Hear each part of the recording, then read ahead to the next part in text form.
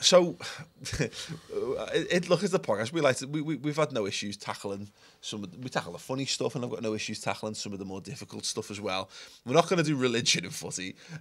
No. But politics in football, yeah. Politics in football, why not? Because I think it happened, but I didn't see it. But obviously there was thought Liverpool going to unveil a Jeremy Corbyn banner on the Kop before the Southampton game. I think it happened because it seemed to be down the front of the Kop over the banners or something. And I saw loads of people kicking off about it on Twitter. I don't want to generalise on stuff, but what I've found is the thing about politics, particularly whenever I've done stuff, and I've tweeted a few things from the Redmen account. Like I tweeted me Brexit Remain vote. Out, and people saying you shouldn't be doing this, and inevitably the people who are telling you shouldn't be doing it are the people who think the opposite. Exactly, think the opposite of you. So I want to know, because basically the argument over the weekend was there's no play. Football and politics shouldn't mix, essentially. Look, I think on the surface you may look at it and think, yeah, they're two completely different things, but I disagree with that entirely, to be honest with you. Football's got more links to politics than I think people give it credit for. I mean, you know, and specifically, I think it's got more links to the Labour Party than anything else, because, you know, what is the Labour Party about? It's about camaraderie. It doesn't, you know, politics transcends race. It should transcend race, religion, all that type of stuff. Football does all of that. Yeah. You know, it's about getting together and being with like-minded people, which is what politics is about as well. It's about reveling in your success or the other's failure. Mm-hmm. Politics does all that as well. I know, it's just the worst thing about politics. But so some of the stuff around football in you know, is very prevalent in the world as well. You know, women being paid much less than men. That's a political issue as well. The one that we seem to be moving towards getting away from still happens in football. Mm-hmm. You know, there's lots of things, but ultimately for a Liverpool fan and for me, it's the working class roots of it. Yeah, that's it. And that's what it boils down to, because you've got people like Steven Gerrard, Wayne Rooney, Jamie Carragher, you know, who are living the absolute dream. Mm-hmm. Whereas, can any other sport offer somebody from that background the riches that football does? Mm-hmm. You know, can that happen? Rugby, it's very much almost a private school education thing. Yeah. You need to have money to get into that to begin with, I think, a lot of the time, whereas, you know, football's a bit of a hope and a bit of a dream for everybody that, you know, when you're a kid, you can do this. There's nothing about your background that holds you back. Yeah. It's about you, and can you get there? Yeah. And football can do that for you, but ultimately, again, it's around about camaraderie and, you know, bringing people together, and I think that's what Labour sort of stands for. Yeah, I think the thing that gets confused in it is that it's not about Labour for me, because I think Labour, the concept of the Labour Party and the Conservative Party, these all get, the waters have been muddied over the last 20 years of sort of politics, because, you know, Labour isn't stopped being the left wing party that it was. But the idea of socialism and the idea of left wing politics is the working class root of that. It's meant to be the idea of the people, and again, that's what you talk about in football. It is people who used to be the working class sport. It was people who were doing your manual labour, the people who were working on the docks, and the people who were doing this, watching football, and they had left wing views, because the idea of the Labour Party, as it was in its purest sense, was about supporting the worker,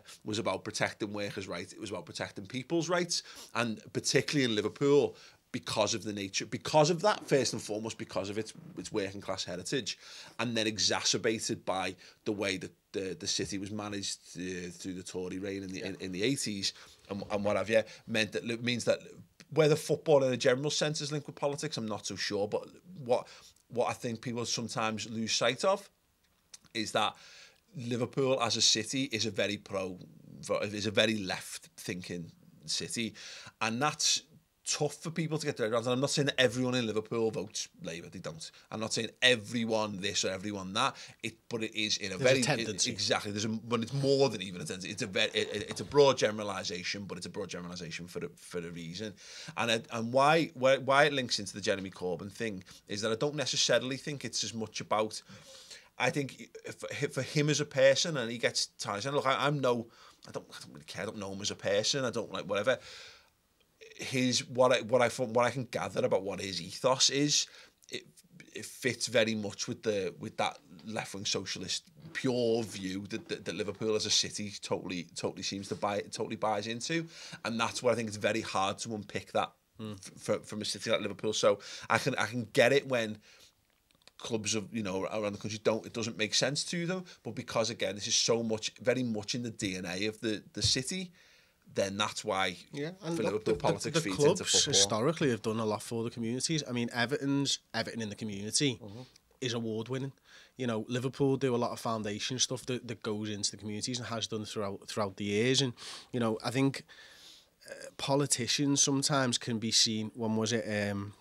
Cameron jogging around somewhere in an Aston Villa shirt, completely see through. He's not one of us. Well, he gets asked about it. It was on BBC News and he got asked about it and he totally had no fucking idea what he was talking about. Exactly. But when there's, is it David Miliband became a non-executive director of a football club to lower the crime rate in the area and work with the club, I forget the club's name now, to lower the crime rate and just bring the community up. Now that is a politician who's really doing something. I think Rotherham had Everton and Liverpool in his constituency, both clubs Walton, both clubs in his constituency doing work in the community. So it was very much for Rotherham, it was very much football and politics because they went hand in hand with raising that community. Sorry, that's Steve Rotherham. Steve Rotherham, the Metro Mayor for Liverpool.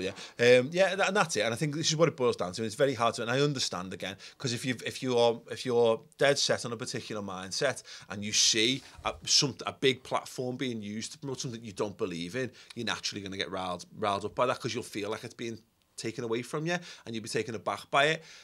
You got to respect the club and the people and the local supporters, because I think that's where it's come from. Yeah, and that's the thing, is and that's what it's worth pointing out, is that whether you, I think that what from my reading of it, I think what a lot of the right wing tries to do is muddy this fact, and you can see this by the way that the Conservatives are marketing themselves, and by the way that Farage markets himself and UKIP marketed themselves as like being the voice of the people.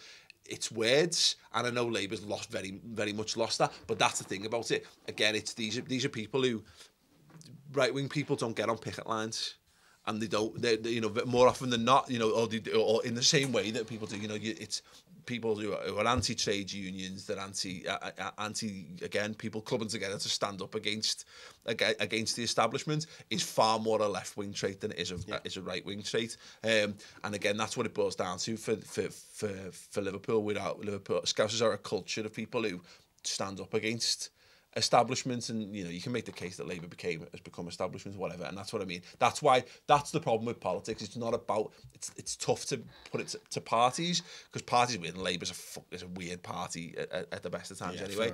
But it's more, I think politics in a general sense absolutely has a place in football, because I think football is, by and large, is still a socialist sport. And look, it's still used as an escapism from everything else that's going on in your life as well, isn't it? Think about it. The working class men used to... Passes that well read, Matt, mate? So, song lyrics here. Every other Saturday's my half day off and it's off to the match I go.